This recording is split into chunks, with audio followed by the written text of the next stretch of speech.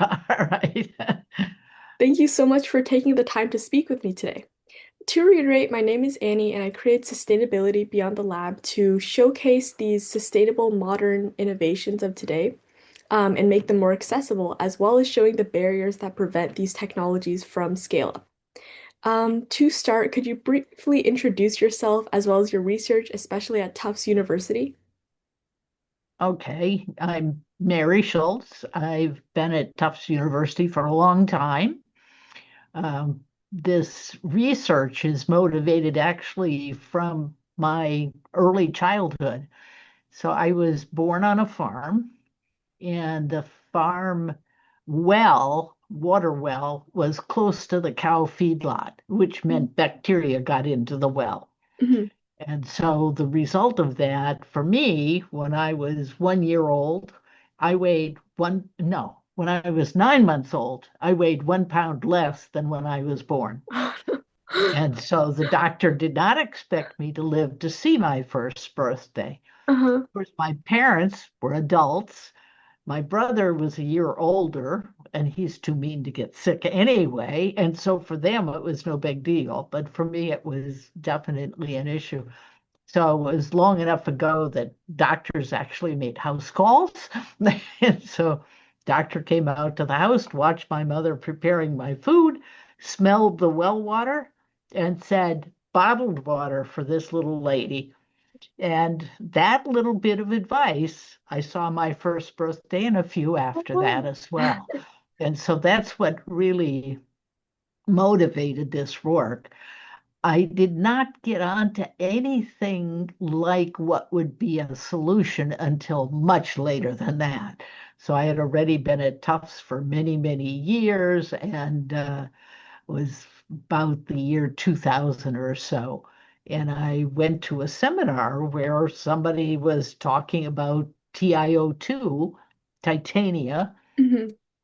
and to sort of put this in context for people who are not scientists and familiar with these things, titania is a material you encounter every day. It's the white coloration in toothpaste. It's the white paint. It's the what gives creamy salad dressings their creamy color. So if you eat salad dressing, you eat Mhm. titania. The white paint on your walls is titania. So it's a hugely produced material in the world. And so all of those things tell you that titania has to have two properties. It has to be biologically benign. Otherwise, when you Mhm. eat the salad dressing, you Yeah. clunk out. And it has to be environmentally okay as well, because it's everywhere. If it chewed up the environment would be gone. Mhm. And so if I could base a water treatment system on this catalyst, this material, that would be great. And so it's possible. It's titania is what is called a wide bandgap semiconductor. Mhm. And so what that means is it creates when it absorbs a bit of light, it creates a hole where the electron was, and then a hole that Mhm. goes to the valence band. And those two plus and minus charges do chemistry. And what they do is ideally reduce molecular oxygen. That's the oxidant that we all live in, Mhm. makes this world go around and oxidizes the organic material, ideally to CO2 and water. And so that was the whole idea. Now, there are several problems with that simple idea. There are always problems with simple ideas. Yeah. Um, the photo efficiency, that is, how many bits of light have to be absorbed in order to cause an oxidation, is really, really poor. So I thought when I was listening to this seminar, what wonderful stuff. I could sprinkle this on an oil spill in the ocean, a sunlight would shine on it, and it would chew up the oil. Mhm. And it will. Problem is, it won't do it in your lifetime because the photo efficiency is so poor. And so I thought, what if I could modify this material to increase the photo efficiency? Mhm. Of course, I wasn't the only person who had this idea. And there are literally thousands and thousands of papers published on titania as a photooxidant every year. And not an awful lot of progress on increasing its photo efficiency. Until fairly recently, we've really gotten onto a theme of how to modify this material, and the photo efficiency is about 2 or 3 orders of magnitude greater than common, what's in your salad dressing. Mhm. So that kind of encapsulates the drive and Yeah. motivation for what I'm doing. Yeah, that's really interesting. Based on like for those who might not have that much of a chemistry background, you mentioned like the efficiency as the problem that your research is trying to solve. Can I ask, for example, why is understanding water at like the molecular level so important? If you don't understand it at I'm a chemist, so party Mhm. line. If you don't understand it at the atomic molecular level, it's hard to systematically investigate, in this example, how to increase the photo efficiency. Mhm. You can try all sorts of things, but it's sort of like mixing paint when you were in kindergarten or something like that. Mix a lot of finger paints together and you just get mud brown all the Mhm. time because if you're trying to get a specific color and you don't understand the principles of mixing color, you're just going to be brown. And Yeah. what if you want a bright green? You're in trouble. Yeah. And so the same thing is true here. If you just randomly trying different things, the parameter space, the things that you can change is so huge. Yeah. You're always going to end up with mud. Mhm. And you don't want mud. You want clean water Yeah, that you can of drink. course. And so that's why understanding at the atomic molecular level Mhm. is really important. Yeah. I've noticed your research does a lot of like fundamental chemistry along with these like environmental applications like water purification.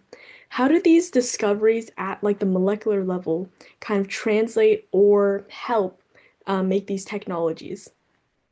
In this case, the I haven't got a practical device out there, so I'll say Mhm. that first. But we're close, I think. The distance between the lab discoveries and what you can make into a practical device is short. Mhm. Now, oftentimes it's not very short. If you're, investigating biochemistry to cure cancer, the distance between fundamental discovery and something that a person could take to prevent cancer or deal with cancer is huge. And so it takes a long time, et cetera. This happens to be short. Mhm. So if you can increase the photo efficiency to somewhere around 10 or 15%, you could manage to have the basis for a practical device. Mhm. And so that's our first thrust, was increasing that photo efficiency. Mhm. And the bottom line on that is that the particles we have now are around 15% photo efficient. Oh, And wow. so we have the efficiency we need. Mhm. Now, the next problem is, okay, we've got these things. What is their physical form so that you could then make a practical device out of them? And the answer is they're tiny, really tiny. So they're nanoparticles. In fact, usually when you hear the term nanoparticles, it's somewhere between 10 nanometers and 100 nanometers, Mhm. even bigger than that sometimes. These particles are 1 nanometer.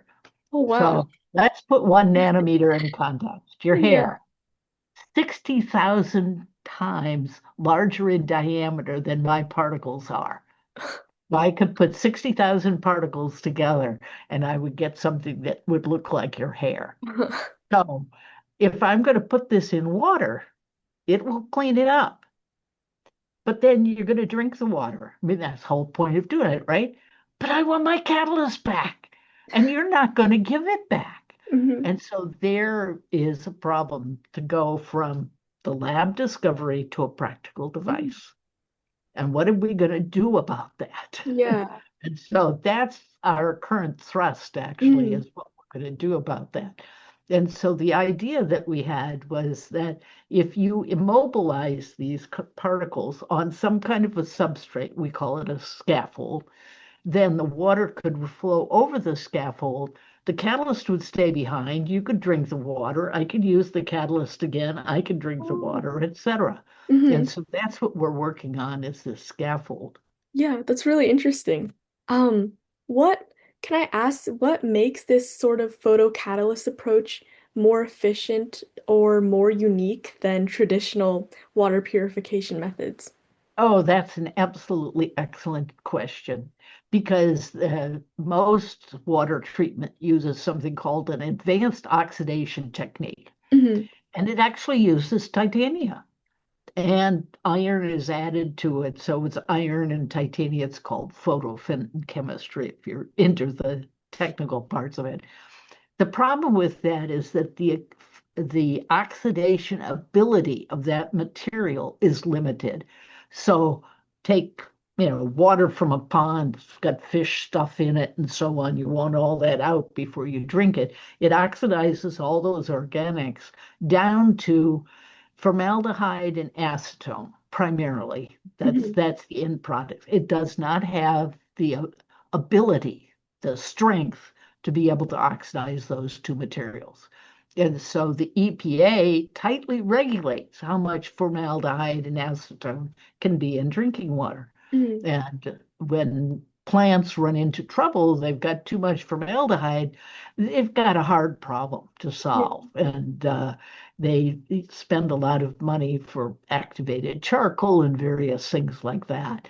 My catalyst, because it's slightly different than most nanoparticle titania, has the potential, the ability, the strength to oxidize formaldehyde and acetone.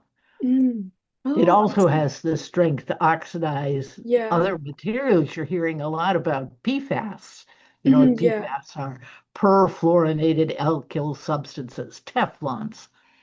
They are really hard to get rid of, Hmm. and they're everywhere. Antarctica, in the Yeah. middle of the ocean. And we've covered the earth in these things, and they're really, really hard to get rid of. The catalyst that I have can actually turn PFAS into CO2 Wow. and fluoride. Fluoride, if you have too much of it's bad for you, but the level of fluoride that you get from completely mineralizing a PFAS is about less than 1% of what was in your toothpaste this morning. Yeah. So it's fine, you Hmm. know. And the other thing we're working on is to ask whether it can oxidize microplastics, Hmm. which are another big Yeah, oncoming pollutant. definitely. And the answer is they can't as far as our preliminary experiment. We're not Hmm.